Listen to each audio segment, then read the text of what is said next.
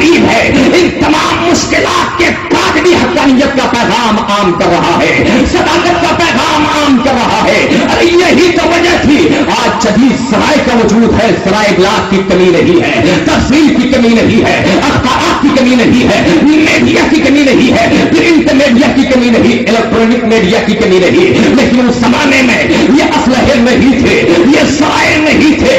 سرکار نے وہ صفا کی وادی پر کھڑے ہو کر کے جو ایک عظیم پیغام دیا تھا، وہ پیغام حضرات تھوڑے ہی دنوں میں پوری دنیا کے گوشے گوشے میں پہنچ گیا اور پوری دنیا اسلام کے سامنے اپنی پیشانی دیکھنے پر مجبور ہو گئی۔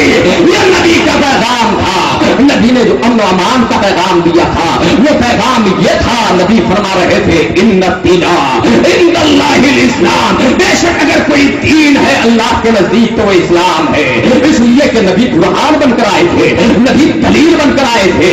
ہمارا دعویٰ ہے لا الہ الا اللہ، ہم نے کلمہ پڑھ لیا، ارے صرف کلمہ پڑھنے سے کام نہیں چلے گا، زبان نے کہہ بھی دیا لا الہ تو کیا حاصل، نگاہ ہوتی جو مسلمان نہیں تو کچھ بھی نہیں۔ یہ شہادت گہے الفت میں قدم رکھنا ہے، لوگ آسان سمجھتے ہیں مسلمان ہونا، اے تائر لاہوتی اس رزق سے موت اچھی جس رزق سے آتی ہو پرواز میں کوتاہی۔ اور اعلیٰ حضرت عظیم البرکت فرماتے ہیں آنکھ والے تیری جوبن کا تماشا دیکھے، دیدے گور کو کیا نظر آئے کیا دیکھے، دیدے گور کو کیا نظر آئے کیا دیکھے۔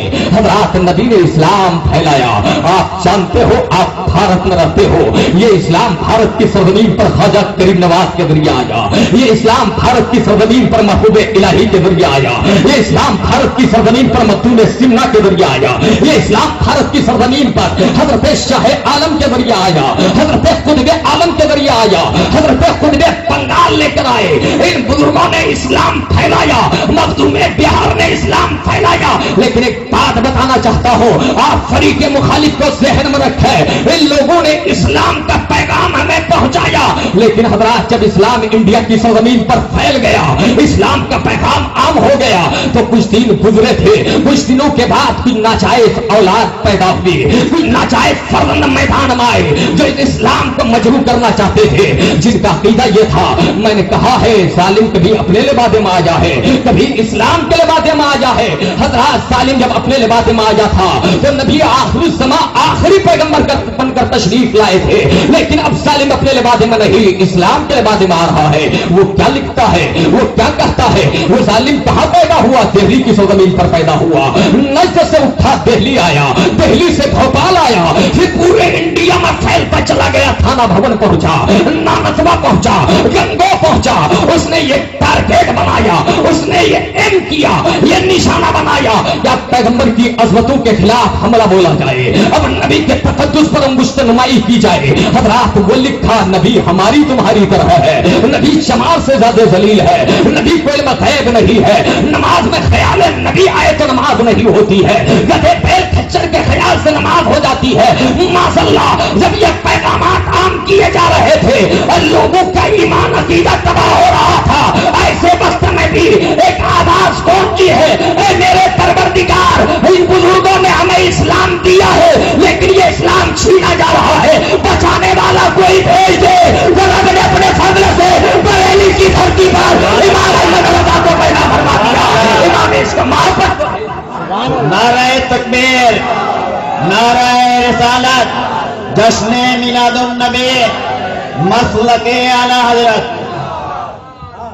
بریلی کی دھرتی پر امام احمد رضا آئے لیکن رجوع بارگاہ اہل بیت میں کیا، اور جب کیا تو ایسا لاجواب، ہر پیر ہر مرید کو اپنے پیر پہ ناز ہوتا ہے، لیکن بارے امام احمد رضا آپ کا جواب نہیں کہ پیر کو مرید پہ ناز ہے، پیر مرید کو متاع آخرت سمجھ رہا ہے۔ یہ امام عشق و وفا کا پیغام اور یہ ان کا مقام ہے۔ تجاکم برہان من ربکم، تحقیق کہ تمہارے پاس اللہ کی طرف سے دلیل آ گئی، دلیل کو سمجھو۔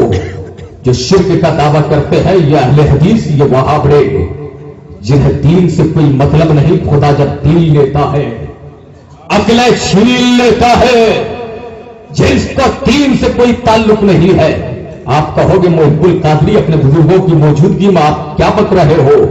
یہ بھی تو قرآن اور حدیث دکھا کر کے پیغام دیتے ہیں. ان کے ہاتھوں میں بھی قرآن ہے.